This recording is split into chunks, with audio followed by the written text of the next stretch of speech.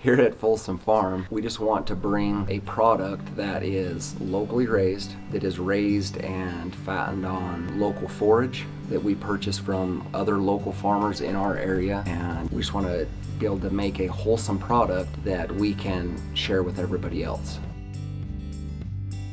So Folsom Farm all started in 2015 when I graduated vet school. We moved back here to Rexburg, Idaho. A year after graduating vet school and moving back to Idaho, I started my own, in a sense, cattle practice. And that's cattle health and reproduction, and that's all we do as a vet practice is work on cattle. We had been enjoying our own beef for years, and we really had no intention of ever selling it or making it available to other people until one of my friends in Utah reached out and she's like, hey, we really care about the beef that we're consuming. Is there any way that you would be open to selling us one of your cows? And so that's kind of where it all began. And from there, just more people were wanting it and wanting it and wanting it. So at first we did local, and we were serving people who were close enough to us that could pick it up. And then before long, people all over on social media were like, when can I get your beef on my table? And so here we are. I mean, they're here on our pastures, being fed just locally grown, whether it's hay, silage, just forage in general, until those calves are born here on our property. We're just involved in every step from the time that calf is born until they're finished for beef. JD loves cows.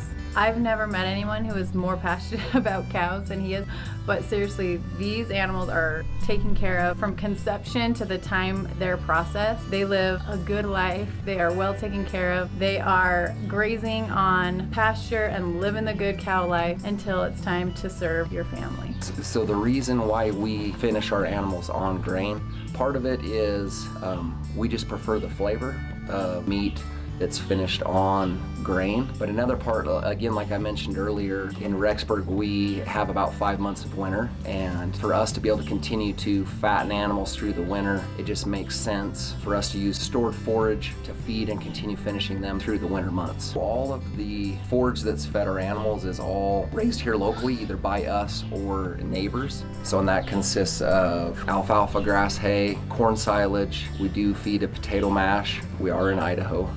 And then a little bit of barley straw is basically the main ingredients that we feed our animals. So the animals that are fattened for beef, they typically will be finished and ready to be processed anywhere from 16 to 20 months roughly. So all of our animals, when they're ready, we personally deliver them to a couple local meat processors. That meat is cut up and processed into the individual cuts, whether that's hamburger, roast, steak, ribs, I mean, whatever that might be. We have a couple different ordering options. You can order a whole animal, half animal, or there's the subscription box. Typically when you're ordering a half, you're going in with somebody else, but it's way more custom. So whichever local processor that's going to, they'll actually give you a call and they'll discuss with you how you want that cut up, the amount of meat in a package, like what specific cuts you want. There's just way more options as far as getting the organs, your soup bones. And then the reason we recently decided to add the subscription box is because with a whole animal or a half animal, you're looking at, for a half animal,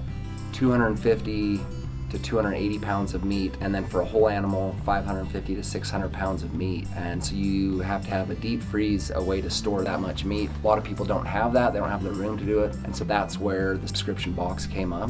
And so with the subscription boxes, we're gonna be able to send out just smaller monthly increments of meat, anywhere from 15 to 20 pounds, which is a little bit more doable for people. We do not use any growth promoting hormones or antibiotics in any of the beef that enters this avenue that we're sending out to people. Antibiotics in general are not bad. So I'm a veterinarian. If we diagnose an animal as being sick, we will prescribe antibiotics in cases to help treat those sicknesses. Again, if those animals are treated with antibiotics, they are not marketed through this avenue for beef. We do have a third-party company that comes in and audits us for not using any hormones or antibiotics, so that we are verified natural. It's good quality beef and you will enjoy eating it.